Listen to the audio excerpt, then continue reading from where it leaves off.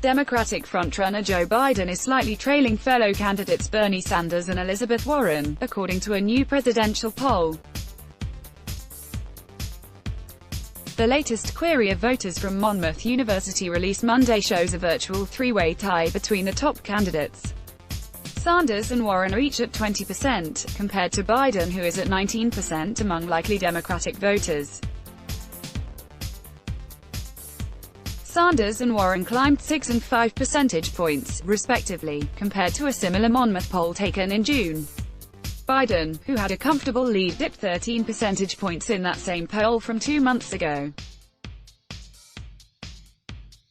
While Biden still remains atop many polls, the gap is narrowing between the former vice president and the other 20 or so Democratic presidential hopefuls. Additionally, several strategists and experts say Biden's recent public gaffes might be catching up to him. As we move further into the election cycle, you will likely see the poll numbers tighten, said Brian Sobel, a San Francisco Bay Area political analyst.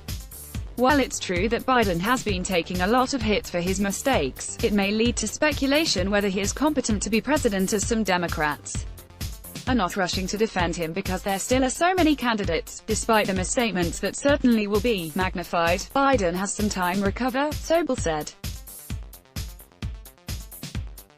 This is not the death blow. Biden needs to pay attention to what he says because his speaking off the cuff appears to be backfiring, Sobel said. He needs to be a lot more disciplined, and if he doesn't, he's going to continue to have these problems that may bite him. The latest Monmouth poll is also probably the best showing for Sanders, the Vermont senator who has been as low as fourth in most polls.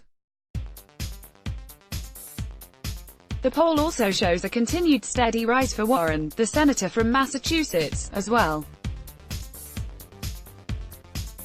Warren has also seen her favorability rating climb to 65% from 60% in May, according to the poll, while Sanders' favorability rating has remained pretty steady at 64%, a slight dip from 65% 3 months ago. Meanwhile, Biden has seen his favorability rating drop to 66%, compared to 74% in May. However, it's important to keep in mind this is just one snapshot from one poll, said Patrick Murray, director of Monmouth's Polling Institute. The main takeaway from this poll is that the Democratic race has become volatile. Liberal voters are starting to cast about for a candidate they can identify with. Moderate voters, who have been paying less attention, seem to be expressing doubts about Biden, Murray said.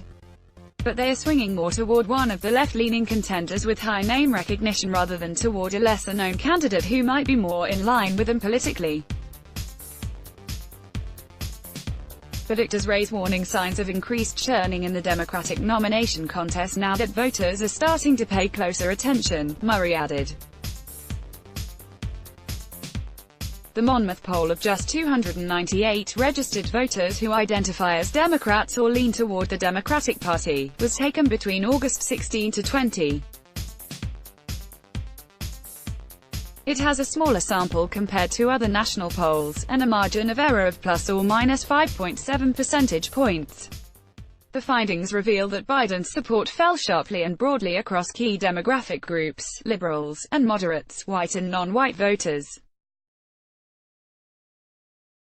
Among liberal voters, Warren not too surprisingly captured 24% of voters, with Sanders at 21%. Biden came in third at 15%, followed by California Senator Kamala Harris, who has seen a decline in polling since her consensus strong showing in the first debate at 11%. South Bend, Indiana, Mayor Pete Buttigieg rounded out the top 5 with 5%. Yet, Biden fared well with moderate and conservative Democratic voters with 22%, followed by Sanders at 20%, Warren at 16%, and Harris at 5%. Biden also has a better showing with voters age 50 and older with 33%, compared to Warren at 19% and Sanders at 11%.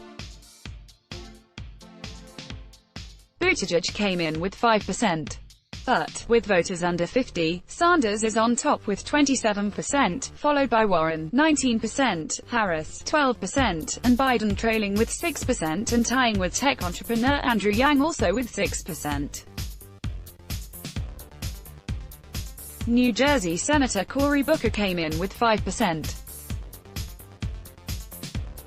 While the Democratic National Committee officially recognizes the Monmouth survey as a qualifying poll for the next two debates, Monday's poll results have no effect on which candidates will qualify for next month's crucial debate in Texas.